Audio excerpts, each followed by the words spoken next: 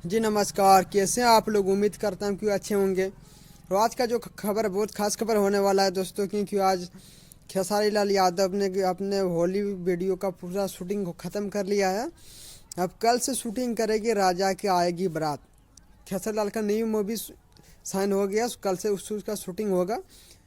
होली का सॉन्ग ख़त्म हो गया, होली होली का शूट ख़त्म हो गया, इसलिए कल से शूट करेंगे खेसारी लाल यादव राजा की आएगी बारात। राजा की आएगी बारात न्यू मूवी है। उस इस मूवी के बारे में और जानकारी आपको मिलेंगे फिर 2-4 दिन के बाद में कुछ और मैं बताऊंगा कि इस मूवी के बारे में अपडेट। फिलहाल अपडेट बहुत बड़ा अपडेट है कि होली का सॉन्ग सब वो गाने भी ऑडियो गा चुके हैं, उसका वीडियो भी शूटिंग हो गए हैं। बस थोड़ा सा कुछ इंतज़ार करना पड़ेगा, कुछ 2-4 दिन 10 दिन, फरवरी से ऐसे 2-4 दिन के बाद खेसारी लाल के गाना आते रहेंगे रेगुलर होली सॉन्ग, वो भी बवाल बवाल।